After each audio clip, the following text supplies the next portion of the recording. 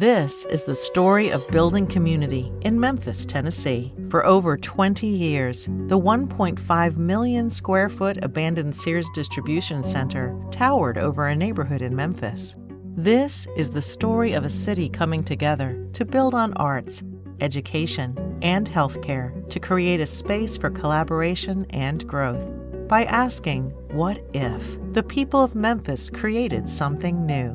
This is Crosstown Concourse. So we started the nonprofit in 2010 with a dual mission. One was to facilitate, be the spark to start the conversation about what could happen with this building, but to also continue to cultivate arts and music in Memphis, but to do it here in the Crosstown neighborhood. They closed the retail store in 1983, closed the entire distribution center in 1993, and so the building had been completely empty with the neighborhood extremely negatively impacted, for 17 years by the time we got started in 2010. And so it was about 2 years into the project where, we were still flying under the radar. No one knew what we were doing. We had just finished the feasibility study and kind of figured out, wow, this could actually happen. That we knew we had to bring on a real developer. And that's when I got introduced to McLean Wilson and principal at Kimmons Wilson Companies. OGCB's role in the project was to provide HVAC, plumbing, fire protection, and electrical design for both the Crosstown Concourse project itself and the residential infill, now called Parcels at Crosstown. Whenever we added another person to our team in our office working on Crosstown Concourse, I would sit down with them and introduce them to the building. I always started out the same way. The operative word is big. Every system you have, every component you have, no matter how insignificant and simple it usually is going to be larger and more complex than ever before. The concern was the building is so large, your maintenance staff are going to have to be everywhere at once.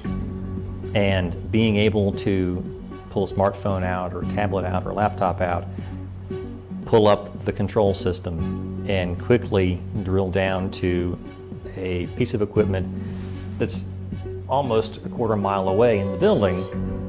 Leading Risk Kiss, or LRK, is a firm that we have worked with for decades. They were brought in by the development team very early on to help figure out feasibility and look at what can you do with the building and how do you take those concepts and get them into construction documents that somebody can then go build effectively. Grinder Tabor Grinder joined the team very early on in the process in conjunction with the design team, such that when we were looking at the conceptual and schematic levels of the design and trying to work out really basic concepts, they were in the room with us.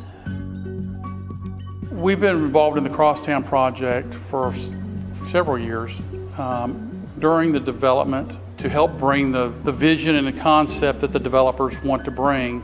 We're there to help operate that. There is no question that the manufacturer's protecting and taking care of the equipment. Plus you have the intelligence services and the BAS control that they can help us with that really pays dividends down the road that we would never get with a contract with somebody else. I believe the word data analytics and the cloud are said a lot these days, but it's a three-tiered process. You obviously have to have the data and then do the analytics to it, but I think a third step that's often missed is the action associated with that and putting together an actionable game plan based on the data. That's where the real dollars come into play because you're able to actually do something with the data.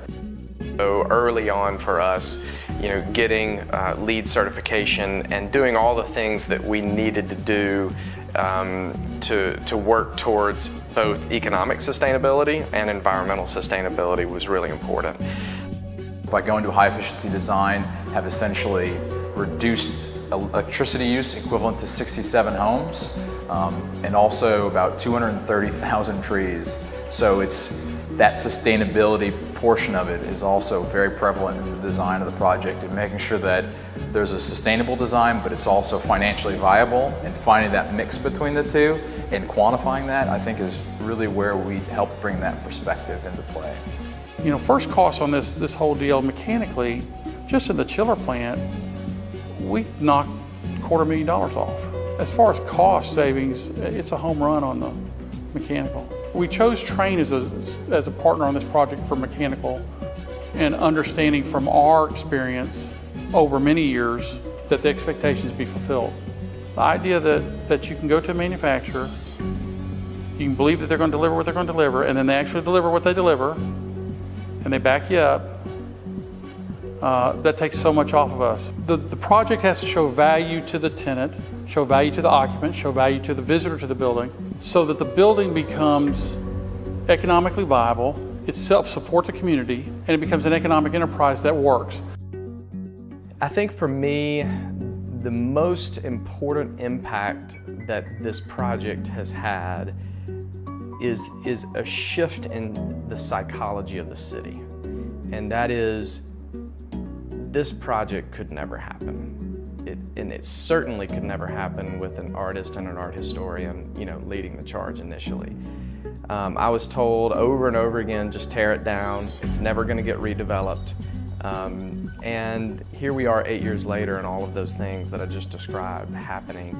And I hope that, and I feel like it's true, that if this can happen, anything can happen. That people in Memphis see what's gone on here and really believe in who we are as a city. And we always say, success is not groundbreaking, success is not our grand opening, but success is 10 years down the road when people are here enjoying it, renewing their leases, and it's still a vibrant place for Memphis.